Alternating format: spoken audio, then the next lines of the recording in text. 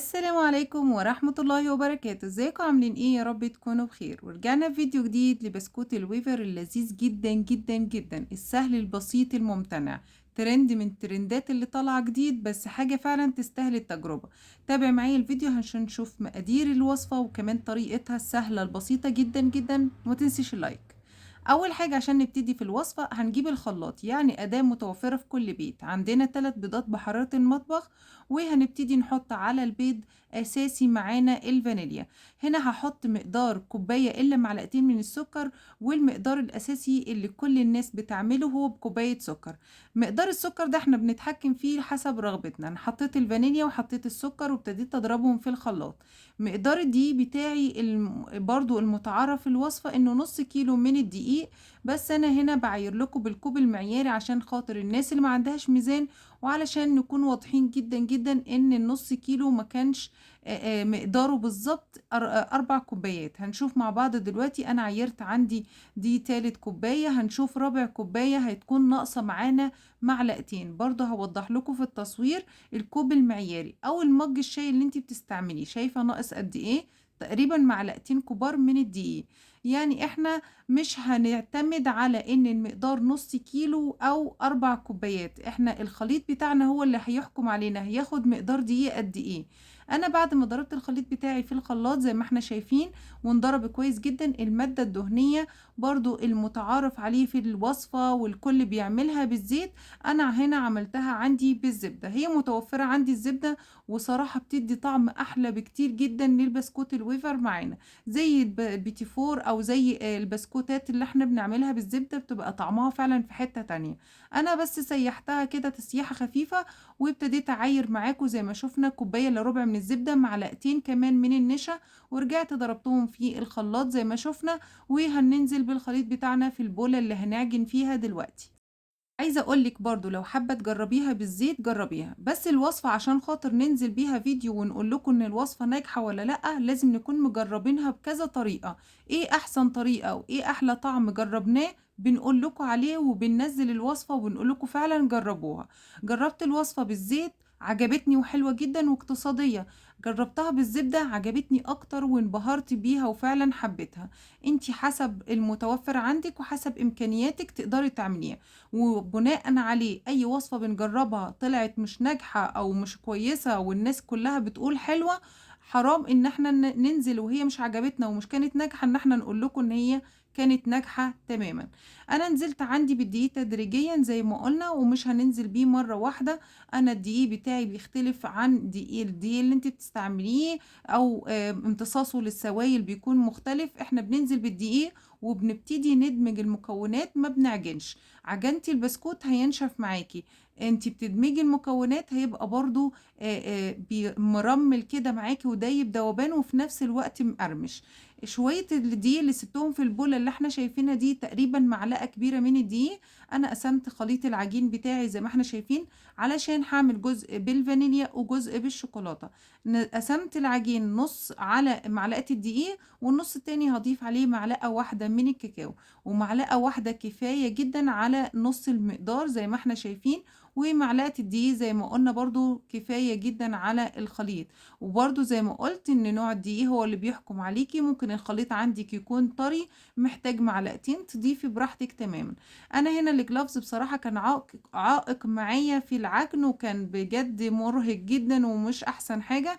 فابتديت ان انا اشيله وهعجن بايديا، وطبعا غاسلين ايدينا كويس جدا واحنا عارفين كده، حتى بالجلافز بنغسل ايدينا كل شويه. بعد ما عجنت الخليط الفانيليا بالمعلقه الدقيق، هنيجي عند الكاكاو اللي هو الشوكولاته. محتاج بس معلقه كبيره من الزيت، بس عشان الكاكاو بيكون اتقل من الدقيق، فمحتاج فعلا حاجه تكون تساعده في العجن. فضفت بس معلقه من الزيت، وابتديت ان انا ادمجه، وشفنا مع بعض الخطوات. الموضوع سهل جدا جدا. تعالوا نتكلم بقى في خطوة ان احنا نفرد العجينة. اول محتاجين يا مفرش سيليكون يا ورقة زبدة يا كيس تلاجة مفتوح علشان خاطر نشتغل عليه. انا متوفر عندي ورق مفرش السيليكون، وكان اسهل حاجة عليا بصراحة في الشغل. انا بفرد العجينة البيضة الاول وبفردها كويس جدا، يعني بتكون رقيقة. وبابتدي أساوي الأطراف زي ما إحنا شايفين، الزوايد اللي طلعت معايا باساويها في الأجزاء اللي بتكون زي ما إحنا شايفين كده، وبادمجها وبافرد عليها بالمردنة.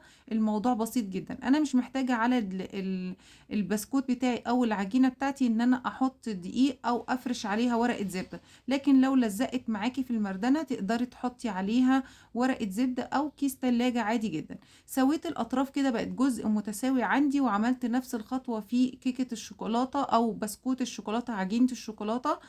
فردتها على كيس تلاجة فتحته كويس جدًا، وابتديت برضه أعمل نفس الحواف تكون مضبوطة علشان تطلع قد بعض زي ما إحنا شايفين. الأجزاء اللي بيكون فيها نقص بازودها بالعجينة اللي باقية معايا، وهابتدي أدمجهم هُم الاتنين بالمردنة زي ما إحنا شايفين. هافردها، والسيليكون هنا المفرش بيساعدني إن أنا أقلب براحتي تمامًا.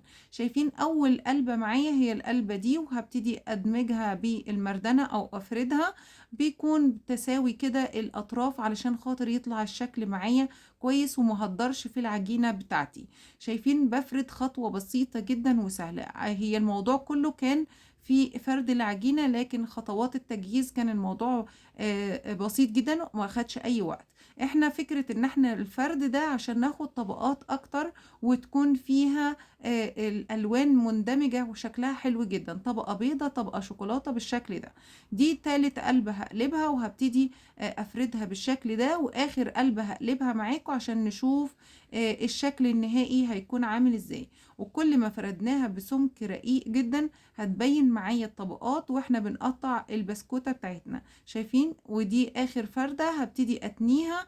الفردة النهائية دي بقى اللي هاحطها في الصينية خلاص، وما عُدتش هافرد بعد كده. الفردة دي بقى أنا محتاجة أساوي الأطراف عشان ما أهدّرش فيها. ما عندكيش صينية مستطيل، ما عندكيش صينية مربعة، ممكن تعمليها في صينية دائرية، ممكن تعمليها في أي حاجة أنتِ عايزاه. أنا محتاجة إن أنا أعملها في صينية مستطيلة أو مربعة، علشان خاطر أنا محتاجة أعمل القطع بتاعتي صوابع وتكون شكلها حلو. حطيتها في الصاج الكبير اللي عندي عشان ما عنديش قالب نفس المقاس، وعندي الكادر ده عشان اللي هو بيتفتح من الجوانب مستطيل أو مربع حسب ذوقنا. بابتدي بس أحط عشان يمسك لي الجوانب بتاعة البسكوت. أنا هنا بس باضغط على الأطراف، وباقي البسكوت اللي كان طالع معايا عملته على أشكال بالقطاعات وحطيتها جنب الصاج بالشكل ده. دخلته الفرن وابتديت أولع الفرن الأول على درجة حرارة 180. لما سخن كويس دخلتها الفرن، حرفيا أخدت معايا 25 دقيقة. ممكن الفرن بتاعك يكون حامي أكتر، ممكن ياخد معاكي وقت أقل. ممكن يكون الفرن بتاعك مش عالي، درجة حرارته مش كويسة أو مظبوطة، ممكن ياخد معاكي وقت أكتر، فحسب الفرن التسوية بتاعتك. هنا بعد ما بردت تمامًا شِلت الأطراف أو القالب بتاعي أو الكادر بتاعي، وابتديت إن أنا أقطّع بس الأطراف دي. أنا بصراحة من عشاق أي حاجة مقرمشة في الأطراف.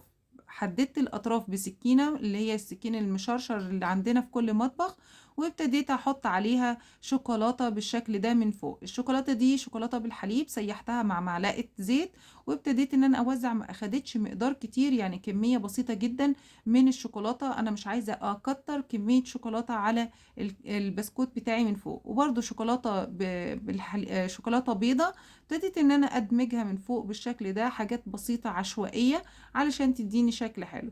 أنا محتاجة بس الشوكولاتة تتماسك، وبعد كده هقطعها معاكم. القطعة اللي كانت من العجينة اللي باقية عملتها في بالقطعات اللي هي الأشكال الصغيرة اللي عندي. حرفيا بناتي حبوها جدا، وبالذات البنوتة الصغيرة عجبتها جدًا، جدًا، وكانت كل شوية تقول لي: "عايزة وردة، عايزة وردة." هنا هنبتدي نقطّع معانا، والسكين بصراحة اللي هي المنشار دي أو المشرشر بيساعد جدًا إن يطلّع لِك القطع متساوية، وكمان الشوكولاتة من فوق ما تتكسّرش. الشوكولاتة متماسكة ما اتكسّرتش، لإن أنا حاطة فيها معلقة زيت، ما بتكونش شوكولاتة خام سادة. علشان كده بتدّيني راحتي إن أنا أقطّعها من غير ما تتكسّر معايا. هابتدي بقى إن أنا أقطّعها حسب راحتكم تمامًا. الفكر بقى هنا التقطيعة دي حسب ذوقكم. قطّعيها صوابع صغيّرة، قطّعيها صوابع رفيّعة، قطّعيها مكعبات، قطّعيها مثلثات زي ما أنتِ عايزة.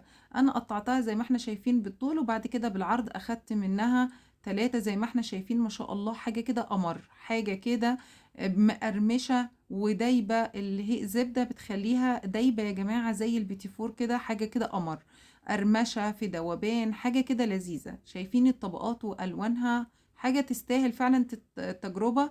أولًا حطيتها في الأكياس اللي هي الصغيرة دي اللي بتتقفل اللي بيكون فيها لزق، البنات ياخدوها معاهم على المدرسة، ممكن تعمليها لأولادِك كل يوم في الlunch box تدّيهم قطعة أو قطعتين زي ما أنتِ عايزة.